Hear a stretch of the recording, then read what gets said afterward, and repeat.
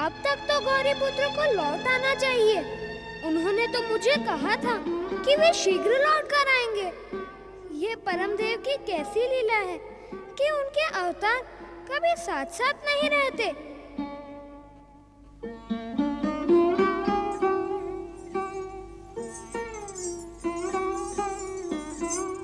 मयूरेश्वर श्री गणेश, क्या गौरीपुत्र श्री गणेश कैलाश लौट आए? मयूरेश्वर, हम सभी गौरीपुत्र के विषय में जानने को उत्सुक हैं। कृपया बताएं, क्या वे कैलाश लौट आए? मैं कब से उसकी प्रतीक्षा कर रहा हूँ। उसने तो मुझे वचन दिया था कि वह शीघ्र ही कैलाश लौट कर आएगा, परंतु अभी तक। माता पार्वती ने गौरीपुत्र श्री गणेश के लिए उनके प्रिय मोदक बनाए हैं। माता सोच रही थी कि श्री गणेश कैलाश लौट आए होंगे। आप तो जानते हैं मयूरेश्वर कि श्री गणेश को मोदक कितने प्रिय हैं। वे मोदक के अतिरिक्त कोई दूसरा अन्न नहीं खाते।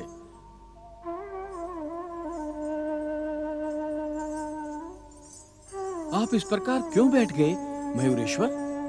क्या हुआ? कुछ नहीं, कुछ हुआ होता तो तुम दोनों को दिखाई ना पड़ता क्या? परंतु आप एकाएक उदास क्यों हो गए? क्या सोच रहे हैं आप मयूरेश्वर? यही कि मैं व्यर्थ ही गौरीपुत्र के कहने पर कैलाश चला आया। यहाँ किसी को मेरी आवश्यकता नहीं है। ये आप क्या कह रहे हैं? सत्य ही तो कह रहा हूँ मैं। माता पार्वती अभी भी मुझे पराया समझती हैं। नहीं मयूरेश्वर, ये बात सत्य नहीं है। सत्य क्यों नहीं है भृंगी? माता पार्वती ने गौरीपुत्र के लिए मोदक बनाए और उन्हें बुला लाने के लिए तुम दोनों को भेजा, परंतु मेरा स्मरण तक नहीं किया। अब मैं यहाँ रहकर क्या करूँगा? मुझे यहाँ से चले ही जाना चाहिए। संभवतः यही परम देव श्री महागणेश की इच्छा है। नहीं नहीं मयूरेश्वर, आप ऐसा अनर्थ ना करें। आपके जाने से हम सब दुखी हो जाएंगे मयूरेश्वर। हमारी प्रार्थना पर कृपा करें मयूरेश्वर। आप पहले की बात ही अदृश्य न हो जाना मयूरेश्वर। मैं जानता हूँ माता पार्वती के मन में मेरे प्रति उतना प्रेम नहीं है जितना तुम दोनों के मन में है। उन्होंने गौरीपुत्र को बुलाने भेजा और मेरा नाम तक नहीं लिया। मैं तो कैलाश में हूँ, फिर भी माता मुझे भूल गई। भूल माता से नहीं, भूल हम लोगों से हुई है। माता ने तो आप दोनों को बुलाने के लिए हम दोनों को यहाँ भेजा था। हाँ मयूरेश्वर, माता ने तो दोनों के लिए कहा था। मेरा मन रखने के लिए तुम दोनों झूठ बोल रहे हो ना? परंतु जीवन के कठिन से कठिन अवसर पर भी सत्य का साथ नहीं छोड़ना चाहिए।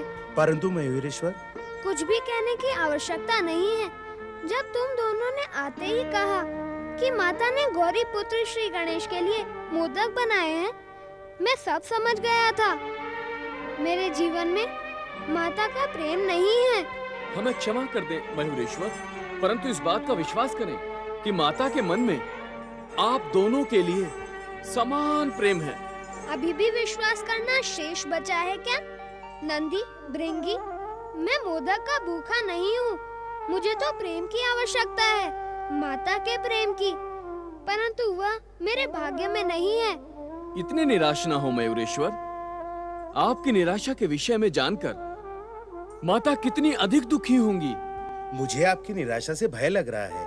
आप फिर से कहीं अदृश्य होने की तो नहीं सोच रहे हैं? आप मेरे मस्तक पर हाथ रखकर यह शपथ लें कि आप मुझे निराश करके अदृश्य तो नहीं हो जाएंगे। देख रहे हो भृंगी, मेरे मस्तक पर हाथ रखकर ये मेरी शपथ के विषय में कुछ भी नहीं कह रहे। मुझे तो भय है कि ये कहीं दुखी होकर अदृश्य ना हो जाएं। अब तुम दोनों मुझे कुछ समय के लिए अकेला छोड़ दो। नहीं नहीं, हम आपको अकेला नहीं छोड़ सकते। हमें बिना बताए आप फिर से अदृश्य हो जाएंगे। हमें इस प्रकार छोड़कर जाने की न सोचे मयूरेश्वर। भृंगी, तुम इनके चरण पकड़ लो। ये तुम्हें दुखी करके कभी अदृश्य नहीं होंगे। तुम्हें मेरी शपथ है कि एक क्षण के लिए भी इनके चरणों को नहीं छोड़ना।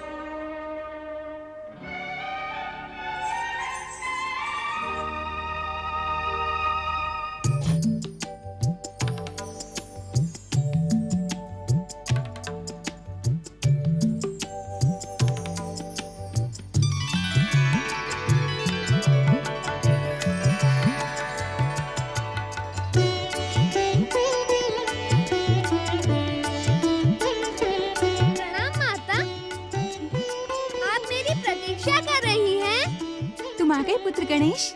मैं कैलाश में नहीं, आकाश में हूँ। परंतु इस समय कैलाश में तो परम देव श्री महागणेश के अन्य अवतार मयूरेश्वर श्री गणेश विराजमान है। मुझसे विनोद न करो पुत्र गणेश, शीघ्र प्रकट हो जाओ। देखो, मैंने तुम्हारे लिए स्वादिष्ट मोदक बनाए हैं। अपनी दिव्य दृष्टि का प्रयोग करके तो मुझे प्रत्यक्ष देख लो माता, परंतु इस समय मैं कैलाश में नहीं आऊंगा। क्यों पुत्र? क्योंकि इस समय मुझे कैलाश में आने से पहले कई और कार्य पूर्ण करने हैं।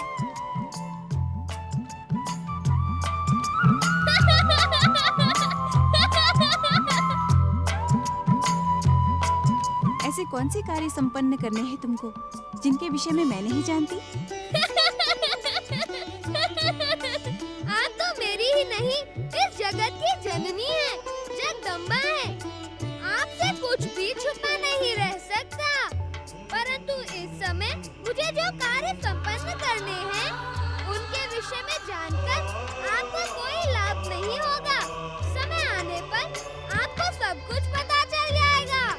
अर्थात तुम यहाँ नहीं आओगे, अपनी माता को सताओगे, पहले की भांति उसे दुख और वियोग पहुँचाओगे। वियोग कैसा माता? मैं तो तुम्हारी दिव्य दृष्टि के समीप हूँ। कहीं भी जाकर मैं तुमसे दूर नहीं रह सकता। हाँ, परंतु मैं एक निवेदन करना चाहता हूँ कि अब मुझे मोदक खाने की आज्ञा न देना। तुम बहुत चतुर हो गए हो गजानन। मैं तुम्हें आज्ञा देने ही जा रही थी और तुमने मुझे आज्ञा देने से रोक दिया। आपकी आज्ञा मानना तो मेरा धर्म है, परंतु आप आज्ञा न दे, इसीलिए मैंने आपको रोक दिया। परंतु माता, परम देव श्री महागणेश के मयूरेश्वर अवतार भी तो तुम्हारे पुत्र हैं। तुमने मेरे लिए मोदक बनाए, परंतु मयूरेश्वर श्री गणेश का स्मरण तक नहीं किया। माता, मयूरेश्वर मुझे बहुत प्रिय हैं। तुम जानती हो, वे एक विशेष कार्य के लिए मेरे ही कहने पर कैलाश में प्रकट हो गए। माता, क्या मयूरेश्वर मेरे समान तुम्हारे स्नेह के अधिकारी नहीं है? कैसी बात करते हो पुत्र? माता के लिए अपने पुत्रों में भेद नहीं होता। परंतु मुझे बुलाने के कारण मयूरेश्वर को आघात पहुंचा है। वे बहुत दुखी है माता। आप उसे अपना शीतल प्रेम और स्नेह प्रदान करके उसके दुखों का अंत करो। मेरी प्रार्थना मानकर उसे यही मोदक प्रेम से खिलाओ। मयूरेश्वर के खाने से मेरी भूख भी मिट जाएगी। अब मुझे आज्ञा दे माता। माता, अनर्थ हो गया। मयूरेश्वर अब कैलाश पर एक क्षण भी रहना नहीं चाहते। गौरी पुत्र के बुलाने पर उन्हें बहुत दुख पहुंचा है। माता, हमने उनको अपनी शपथ देकर रोकने का बहुत प्रयास किया, परंतु वो नहीं रुके। मेरे कहने पर इस समय भृंगी उनके चरण पकड़े बैठा है। कहीं वो किसी को बताए बिना अदृश्य ना हो जाए। नंदी, ये थाल लो और शीघ्र मेरे साथ चलो। मैं अपने हाथों से मयूरेश्वर को मोदक खिलाऊंगी। पुत्र हुआ तो क्या हुआ, अपनी भूल के लिए मैं उससे क्षमा मांगूंगी।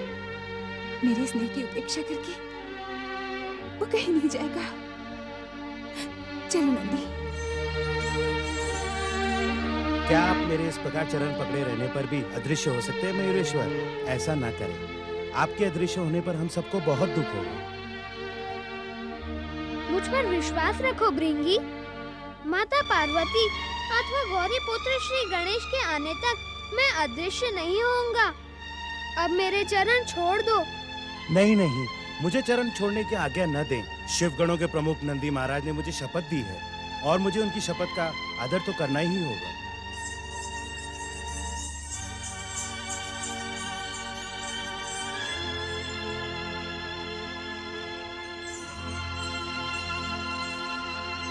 प्रिय पुत्र मयूरेश्वर, क्या तुम अपनी माता से रुष्ट हो?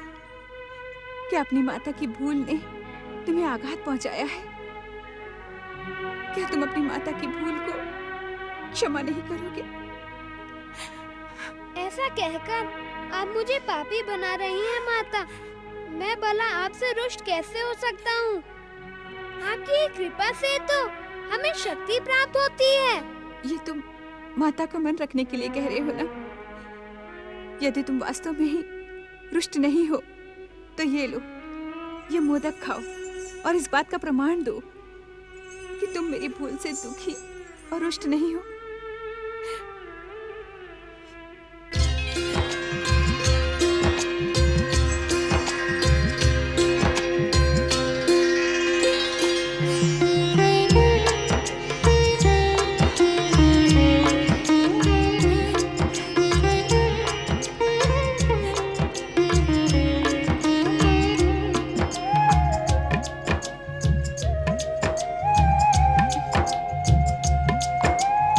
माता पार्वती और मयूरेश्वर श्री गणेश की जय।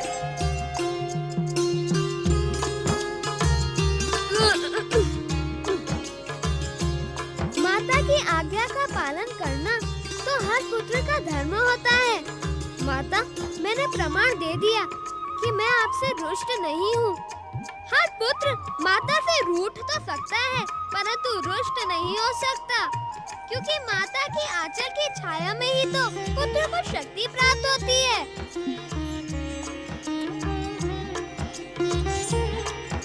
पुत्र मयूरेश्वर, यदि मुझसे अनजाने में कोई भूल हो जाए तो मुझसे रुष्ट होकर पहले की भांति अदृश्य न हो जाना।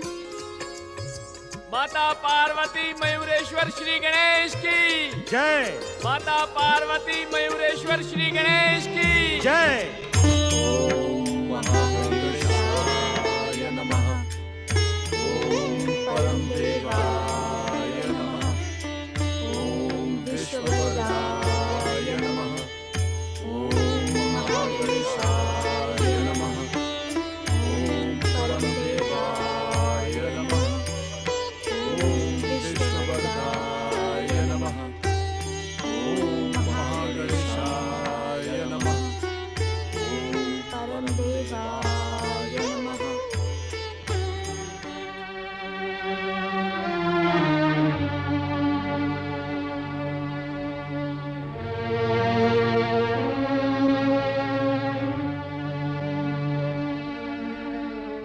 पुत्र इंद्र, आराधना करते समय यदि आराधक के मन में अपने आराध्य के प्रति कर्म और वचन का समर्पण नहीं होगा तो पुत्र उससे आराधना का लाभ नहीं मिलता है। परमदेव तो भाव के भूखे हैं।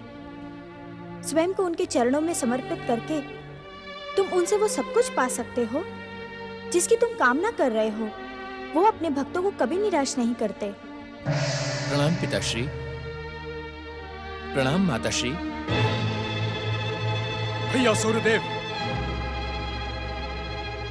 आप ही के कारण मुझे यह भयानक कष्ट भुगतना पड़ रहा है। आपने भाई जैसा नहीं शत्रु जैसा कार्य किया है। आप तो स्वयं देवता हैं, परंतु सिंधु दैत्य को वरदान देकर आपने देवत्व को कलंकित कर दिया है। शांत हो भैया इंद्र, शांत हो। परमदेव श्री महागणेश की आराधना अधूरी छोड़कर उठ खड़े होना उचित नहीं है। आपने पहले भी श्री महागणेश की आराधना अधूरी छोड़ी थी, जिसका परिणाम आप अब तक भुगत रहे हैं। आपकी मूर्खता का फल भुगतना तो इंद्र का दुर्भाग्य है। आपने सिंधु को अनजाने में अमृत कुंभ प्रदान करके उसे सदा सदा के लिए अमर कर दिया है। अब उससे स्वर्ग का सिंहासन कदापि नहीं मिल सकता। ऐसे में श्री महागणेश की आराधना करने से मुझे क्या मिलेगा? शांत हो जाओ पुत्र, शांत हो जाओ। आराधना करते समय आराधक को अपने आराध्य के प्रति भक्ति दिखानी चाहिए, उनकी भक्ति में लीन रहना चाहिए। क्रोध से मन भ्रमित हो जाता है पुत्र। परम दयालु परम देव श्री महागणेश असंभव को भी संभव बना देते हैं। ये संसार उनकी लीला मात्र है। उन पर पूर्ण विश्वास रखो पुत्र, वे अवश्य तुम्हारा कल्याण करेंगे। मेरा कल्याण?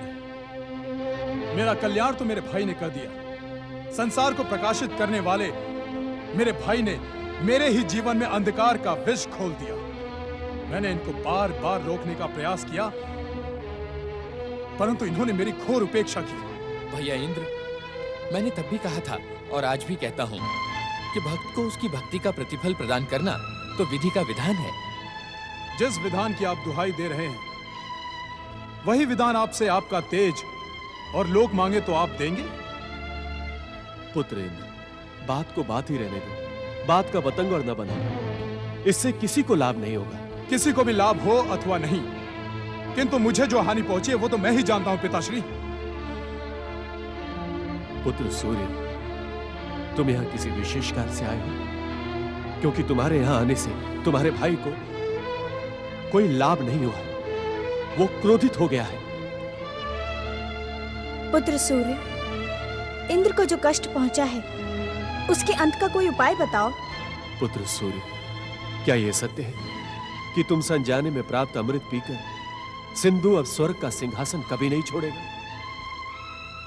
क्या तुम्हारा महान भाई इंद्र सदा सदा के लिए स्वर्ग सिंहासन से वंचित होकर इधर उधर भटकेगा? नहीं माता नहीं, भैया इंद्र को उनका स्वर्ग सिंहासन अवश्य प्राप्त होगा।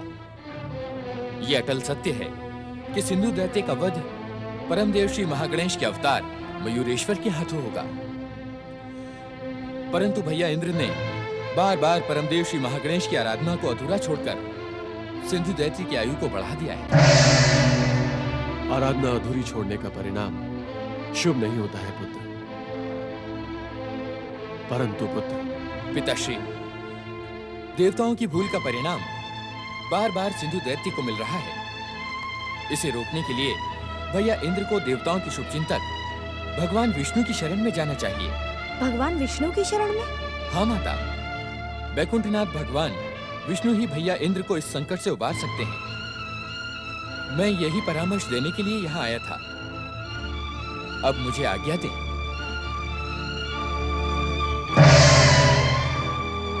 नारायण नारायण नारायण नारायण। सूर्यदेव ने देवराज इंद्र को भगवान विष्णु के पास जाने का परामर्श तो दे दिया, किंतु क्या श्री हरि विष्णु देवराज इंद्र की सहायता करेंगे? क्या अमर वरदानी सिंधु को भगवान विष्णु की सहायता से देवराज इंद्र पराजित कर पाएंगे? देवर्षि नारद। नारायण नारायण। प्रणाम मंगल मूर्ति। सत्य कहे देवर्षि, ये प्रश्न आप स्वयं से पूछ रहे थे अथवा परम देव श्री महागणेश से?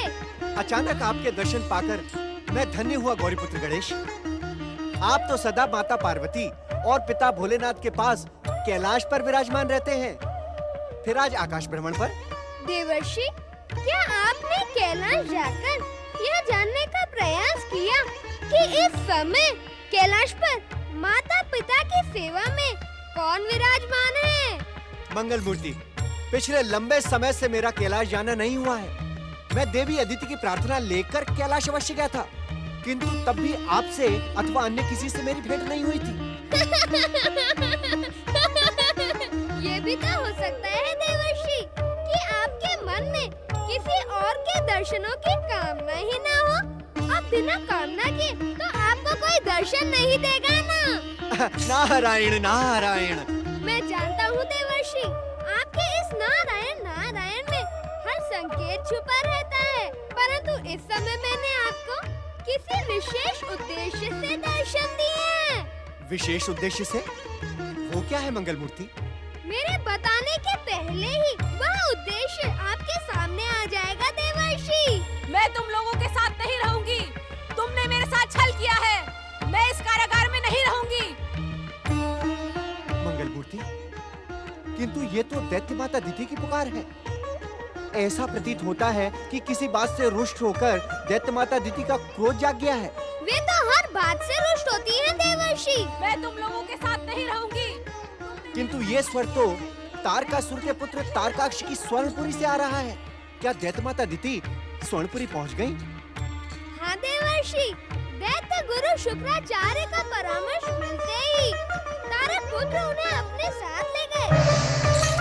नारायण नारायण। अब तो इस संसार में दैत्य माता अदिति का क्रोध ही प्रभावी हो जाएगा। नारायण नारायण। तुम लोगों ने मेरे साथ छल किया है। मैं इस कारागार में कदापि नहीं रहूंगी। मेरी बात सुने दैत्य माता। नहीं, मैं तुम लोगों की कोई बात नहीं सुन सकती। एक क्षण भी यहाँ नहीं रुक सकती। यदि मुझे रोकने का प्रयास किया तो परिणाम तुम सबके हित में नहीं होगा।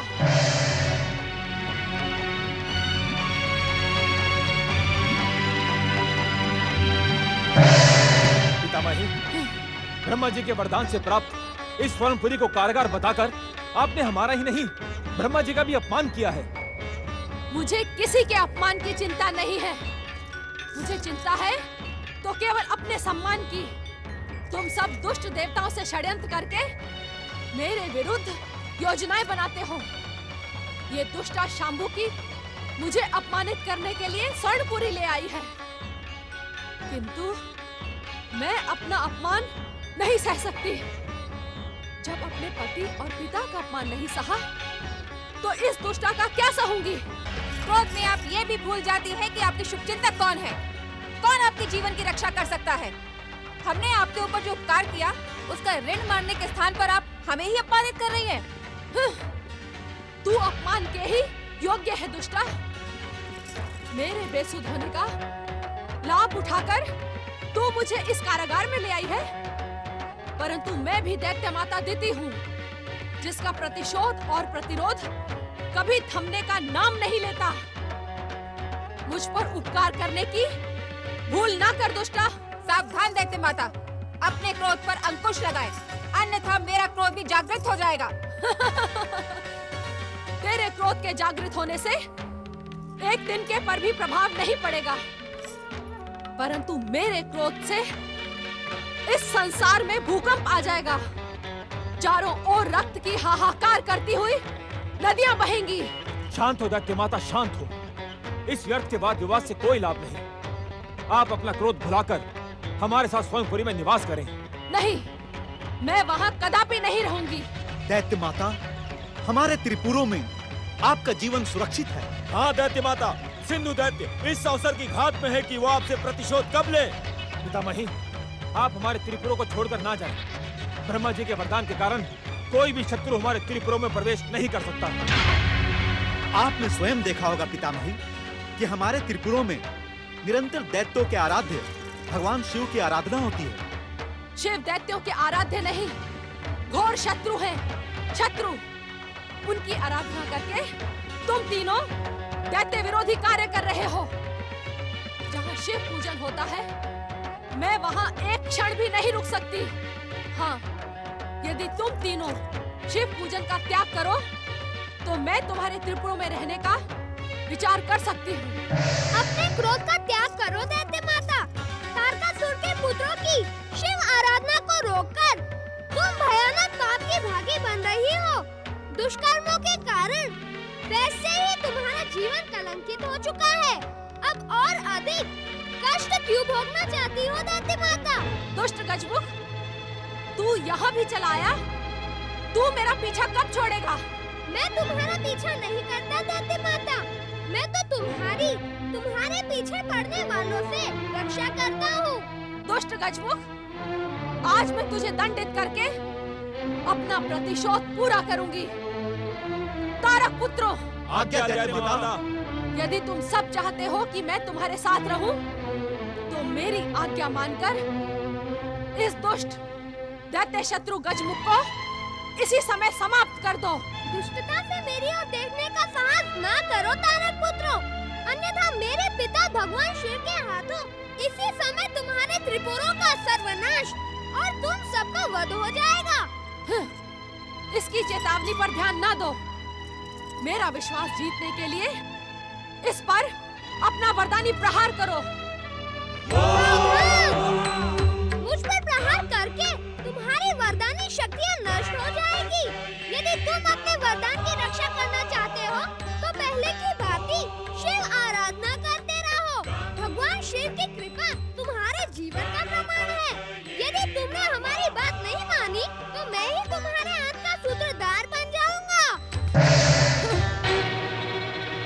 उस दुष्ट गजमुख को अदृश्य होने का अवसर देकर तुम तीनों ने ये सिद्ध कर दिया है कि तुम तीनों कायर व दैत्य शत्रु हो।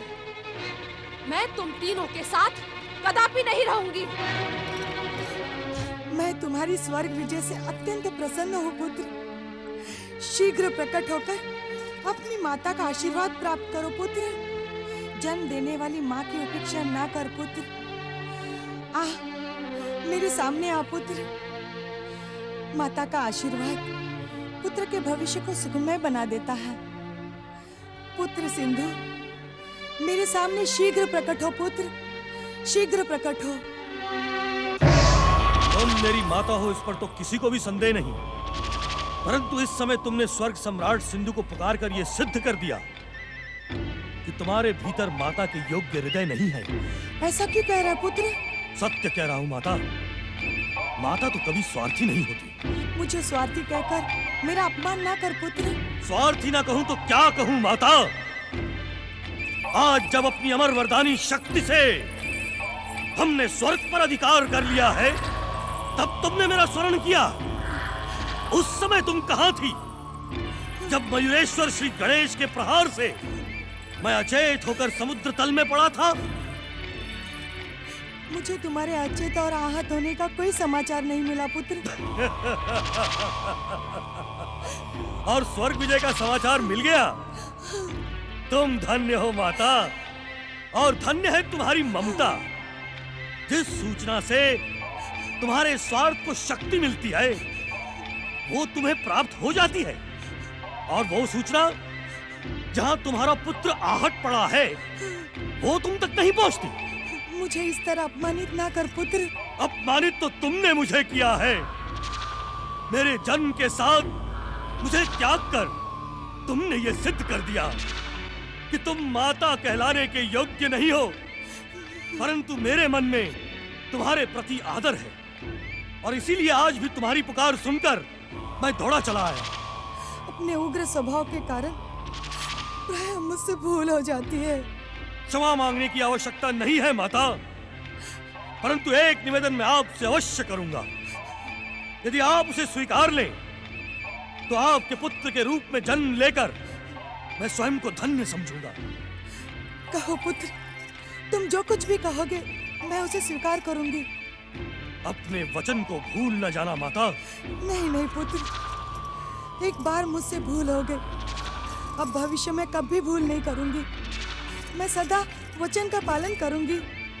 तो आज के पश्चात किसी से भी मत कहना कि मैं तुम्हारा पुत्र हूँ और तुम मेरी माता हो। ये तुम क्या कह रहे हो? सत्य कह रहा हूँ माता। इस संसार में सबसे आदरणीय पद माता का है, परंतु तुमने मेरा त्याग करके माता के शब्द को कलंकित कर दिया है। ऐसा कठोर दंड ना दे पुत्र। ये दंड नहीं है माता, माता के पावन पद की रक्षा का प्रयास है। मैं नहीं चाहता कि तुम्हारे कारण इस संसार में माता का नाम लांछित हो।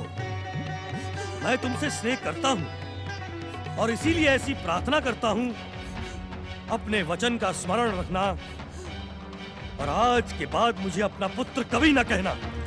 सिंधु, तूने उचित ही किया पुत्र।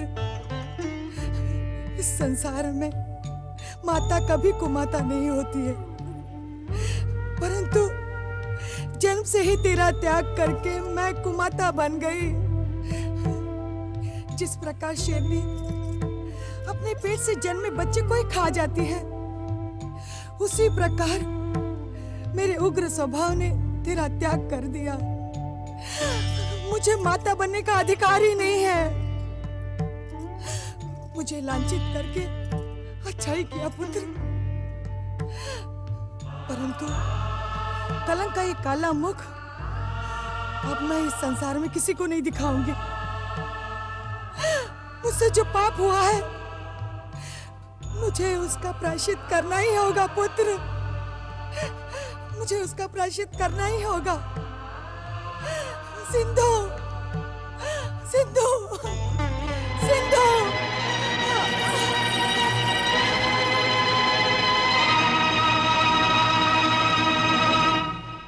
मयूरेश्वर श्री गणेश कभी भी सिंधु का वध नहीं करेंगे। हमें जीवन भर ऐसे ही भटकना होगा। धैर्य धारण करे देवराज। कैसे धैर्य धारण करूं? मैं जानता हूं कि शिव दैत्यों के आराध्य हैं। वे अपने पुत्र मयूरेश्वर को कभी भी उनके विरुद्ध जाने की आज्ञा नहीं देंगे। ना ही सिंधु का वध होगा और ना ही हमें स्वर्ग का सिंहासन प्राप्त होगा। सावधान देवराज, आज देवताओं की दुर्दशा का कारण आप ही हैं।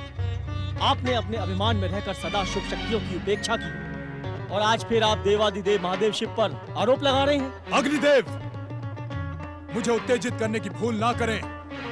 परंतु हम शुभ शक्तियों की आलोचना नहीं सुन सकते देवराज। देवराज, भगवान शिव के विषय में आपने जो अनुचित शब्द कहे, आप उनसे इसी समय क्षमा याचना करें। असंभव। इंद्र ने जो कुछ भी कहा वो सत्य का प्रमाण है। शिव तो दैत्यों के आराध्य हैं, वही देवताओं के विरुद्ध पक्षपात कर रहे हैं। देवताओं की इस भयानक दुर्दशा पर भी दया निधान कहलाने वाले शिव को दया नहीं आई।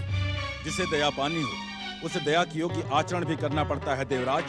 आप अपना आचरण तो देखें। देवादिदेव भगवान शिव के विषय में अनुचित बातें कहकर आप अपने दुर्भाग्य को आमंत्रित कर रहे हैं। इससे अधिक और दुर्भाग्य क्या हो सकता है। आज स्वर्गाधिपति देवराज इंद्र शरण पाने के लिए इधर उधर घूम रहे हैं। मेरी इस घोर दुर्दशा और अपमान का कारण संसार की सभी शुभ शक्तियां हैं। मैं उन्हें बार बार प्रताड़ित करूंगा।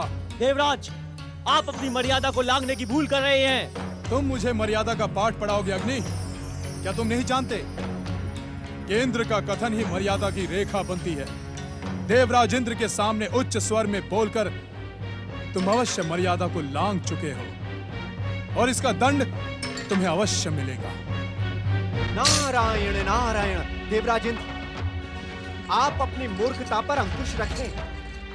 जब संसार की सभी शुभ शक्तियां सिंधु के विरुद्ध सक्रिय हो रही हैं, ऐसे में आप अपनी मूर्खता से उसकी आयु और अधिक बढ़ा रहे हैं। मुझे किसी शुभ शक्ति पर विश्वास नहीं। सब मुझे अपमानित करना चाहती हैं। मैं जानता हूं देवऋषि कि सूर्य से अमृत पाकर सिंधु सदा सदा के लिए अमर हो गया है।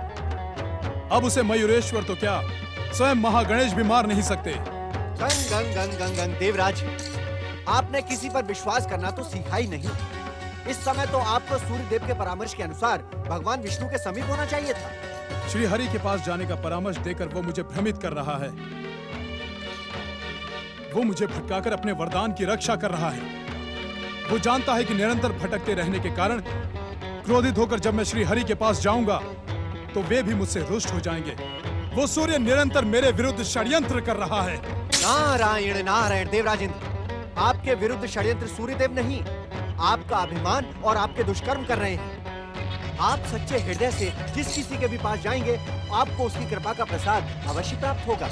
अब मुझे किसी पर आस्था नहीं रही, किसी पर विश्वास नहीं रहा। तब तो आपकी सहायता कोई भी नहीं कर सकता देवराज। आपने अपने मिथ्या वचनों के कारण दिव्य लोकों में जाने की शक्ति खो दी है।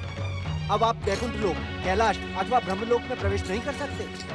ये आप क्या कह रहे हैं देवऋषि? नारायण नारायण। देवराज इंद्र, मैं सत्य कह रहा हूँ। यदि शुभ शक्तियों की उपेक्षा के पश्चात भी आपके भीतर दिव्य लोकों में जाने की शक्ति बची रही, तो इस संसार में शुभ शक्तियों की उपेक्षा की परंपरा जन्म ले लेगी। आपको अपने दुस्साहस का इतना दंड तो अवश्य मिलना चाहिए। नारायण नारायण।